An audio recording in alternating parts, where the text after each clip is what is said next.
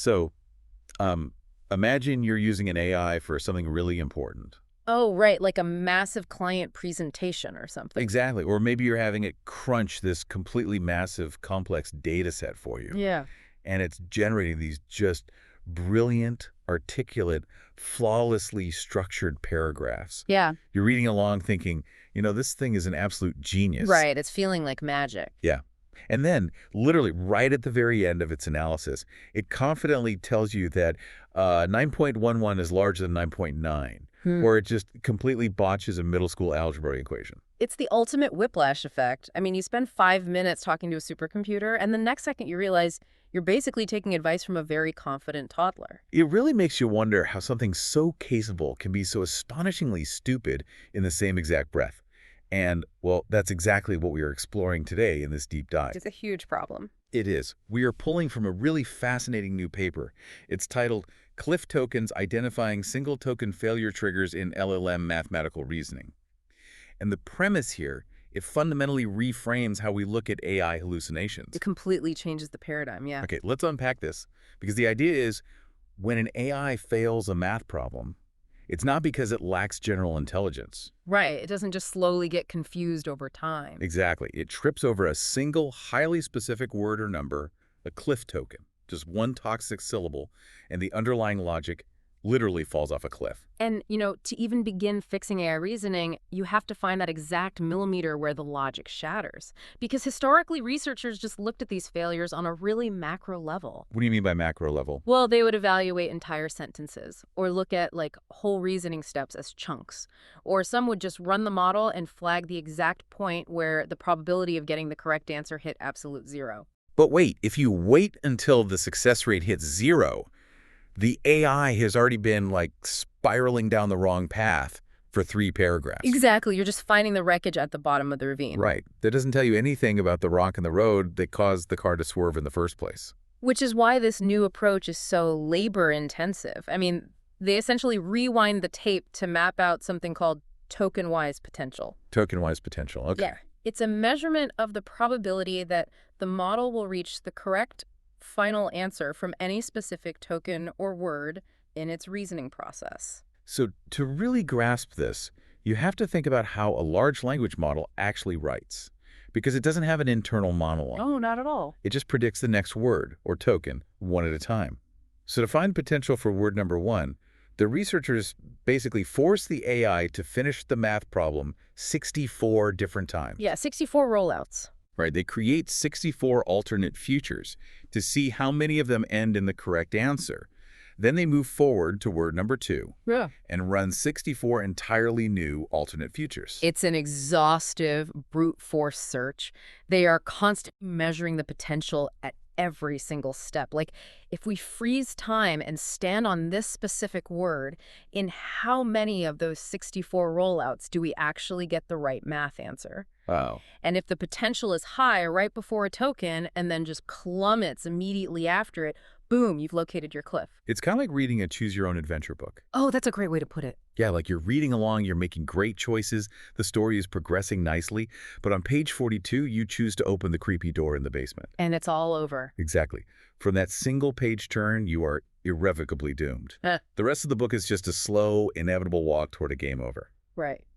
But the problem with mapping out that game over in a generative model is the inherent randomness of the system. The randomness. Yeah, because LLMs aren't strictly deterministic when they generate text. They use sampling to introduce variety so they don't sound like robots.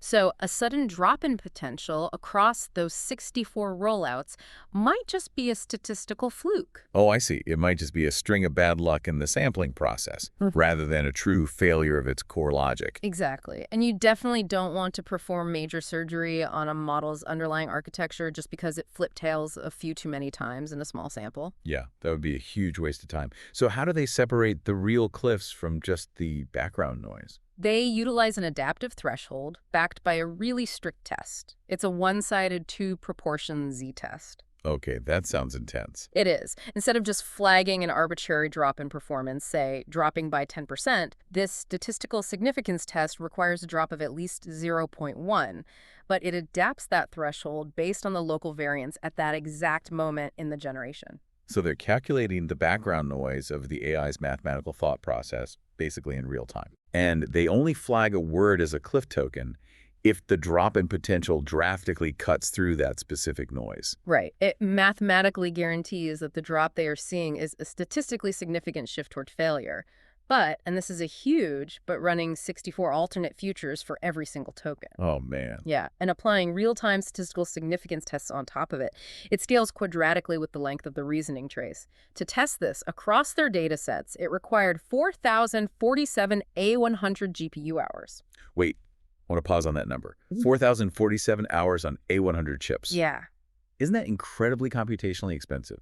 That is an eye-watering amount of computing power. It's staggeringly expensive. That is a massive financial and energetic cost. I mean, this isn't a lightweight diagnostic. It's like a heavy-duty $1-million MRI scan for the AI's brain. You aren't running this in real time on your laptop to double-check an Excel formula. No, absolutely not. It is strictly a diagnostic tool for researchers to understand the anatomy of a failure. But, once they paid that compute cost and built this incredibly expensive map of where the cliffs are, Yeah. they could run a fascinating experiment comparing two setups, the Cliff-Keep setup versus the Cliff-Del setup. Keep and delete. Got it. And they tested this across some notoriously rigorous math datasets. We're talking GSM-1K for grade school math, Math 500 for the harder stuff, and the AIM 2025 benchmark. Oh, AIM, the American Invitational Mathematics Examination. That's elite contest-level math. Exactly. And using math specifically is brilliant here because it provides a completely objective benchmark. Right. Like, a poem is subjective. An essay on history has nuance. But math is math. Exactly. An AIM algebra problem has an undeniable right or wrong answer and a strict logical path to get there. It leaves nowhere for the AI to hide. So in the Cliff-Keep setup, they force the model to keep that bad Cliff token. They just don't let it change its mind. From that toxic token, they let it generate 64 new alternate futures. And the pass rate, even with 64 fresh chances to save itself, ranges between 0.71 and 1.00, depending on the model. It's just permanently handicapped. Yeah, the toxic token acts like a poison pill in the context window. It infects all the downstream logic. Okay, here's where it gets really interesting. If they prove the token is the poison pill, I assume the Cliff-Del setup is just erasing that token and seeing if the AI can fix itself. They just hit the undo button. They bring the AI back to the exact millisecond before the cliff. They delete the toxic token and force the model to resample its choice. And what happens? When they do that, the pass rate recovers to a perfect 1.0 across the board. Every single time in those 64 alternate futures, the model finds a path to the correct answer. Wait, really? A perfect 1.0? Every time. Which means the model actually knew how to solve the problem all along. It possessed the necessary mathematical knowledge in its weights. It just, tripped over a single pebble on the path. Yeah. You remove the pebble, and it walks straight to the finish line. This proves that AI reasoning isn't this slow, gradual decay of competence that we often assume it is. It's completely binary. What's fascinating here is that binary nature. I mean, the car is driving perfectly on the road, and then the next second, the car is steered completely off the bridge. Right. Recognizing that Cliff tokens act as definitive failure triggers is a massive breakthrough. Once that specific token is generated, the reasoning trace is just largely irrecoverable. But that naturally pushes us to ask whether every car is swerving off the bridge for the same reason, right?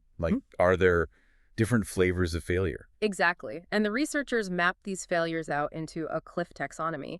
They categorize every error by measuring two distinct things at the exact moment of failure. Okay, what are they? Greediness and token entropy. They split this using a strict mathematical boundary, specifically an entropy threshold of 0.0561 nats. Okay, let's break that down. Greediness is pretty straightforward. When an AI is about to generate a word, it assigns a probability to every single word in its vocabulary. Right. The word with the highest probability is its top greedy choice. If it picks that word, it's being greedy. Spot on. And the second metric, token entropy, takes us a little deeper under the hood. Entropy is basically a mathematical measure of uncertainty. Okay. When a language model looks at its vocabulary, which could be 50,000 to 100,000 possible tokens, it assigns a probability distribution across all of them. If the model is 99% sure the next word is therefore, the entropy is incredibly low. Because there's no chaos in the distribution. It's totally focused on one single path. Exactly. But if it evaluates the math problem and thinks the next word could equally be 7x equation or subtract, the probability is spread out across a wide array of options. So the entropy is high. Right. The model is deeply confused. And like I mentioned, the researchers set a strict mathematical boundary for this confusion using an entropy threshold of 0.0561 nats. And just for you listening, we usually hear gnats and think of the annoying bugs, but in information theory, a gnat is just a unit of entropy. It's similar to a bit, but based on natural logarithms instead of base 2 mathematics. Right. It's really just a way to quantify exactly how spread out that probability distribution is. So using greediness and that specific entropy threshold, they discovered 3 entirely distinct types of cliffs, or 3 ways to fall, basically. Okay, what's type 1? Type 1 is the deterministic cliff. This occurs when the model picks its top greedy choice and its token entropy is below that 0.0561 threshold. Wait, so it is entirely focused, highly confident, and absolutely wrong. Yes. It's like the guy at the dinner party confidently explaining a completely fake historical fact to the whole table. He is loud, proud, and entirely incorrect. That is the perfect analogy. And then you have type 2, which is the uncertain cliff. Here, the model again picks its top greedy choice, but its token entropy is high. The probability mass is scattered across a lot of bad options. Oh, okay. So that's sweating over a multiple choice math question you haven't studied for and circling C because you just have to put something down. Exactly. You're guessing, and at a mathematical level, your neural network knows it's guessing. Right. And finally, type 3 is the sampled off cliff. In this scenario, the model doesn't pick its top choice. You see, to make AI responses feel natural and not painfully robotic, developers introduce a temperature setting that forces the model to sometimes sample lower probability words. Yeah, to mix it up. Yeah. So in a sampled off cliff, the model stochastically samples a random low probability token. Ah, so the model actually knew the right answer. The highest probability word was correct, but its internal random number generator forced a typo. Yes. It's like knowing exactly what you want to type, but your finger slips and hits the wrong key due to bad luck. Exactly. And the researchers proved this with a counterfactual test. If you take a sampled off cliff, rewind, and just force the model to use its greedy top choice instead of the random one it picked, The potential instantly recovers. it instantly recovers. The logic gets right back on track. It is purely an accident of the sampling process. Okay, so if type 3 is just a random typo, and type 2 is genuine confusion, what do we do about type 1, those confident dinner party guy mistakes? That's the million-dollar question. Because my immediate instinct is to just throw more compute at it. Buy a bigger brain. Like if you upgrade to a massive AI model with hundreds of billions of parameters, surely that vast amount of knowledge squashes out the confident hallucinations. That is the exact hypothesis the researchers wanted to test. So they evaluated 7 different models across several major model families. We're talking Qwen 3, Llama 3.1, Llama 3.2, and Gemma 3. Okay, the heavy hitters. Yeah. They ran cross-scale transfer experiments, comparing small versions of a model directly to their massive counterparts. And the finding here is arguably the most stunning part of the entire paper. Which is? Deterministic cliffs are scale invariant. Wait, so making the model massive doesn't fix its most confident mistakes? No. It just shares the exact same blind spot as its little sibling? Exactly. They took a complex prompt where a small 0.6 billion parameter model failed. Then they gave the exact same reasoning trace to its much larger sibling, the 8 billion parameter model. And what happened? Both models failed on the exact same token with near absolute confidence. That is wild. You give it a brain more than 10 times the size, and it shares the exact same blind spot. Why would that happen? If it has ingested 10 times more data, shouldn't it realize the logic is flawed? If we connect this to the bigger picture, it suggests that deterministic cliffs aren't about a lack of reasoning power or missing parameters. They are likely deep-seated biases baked into the very DNA of the model family during its initial pre-training. During pre-training. Wow.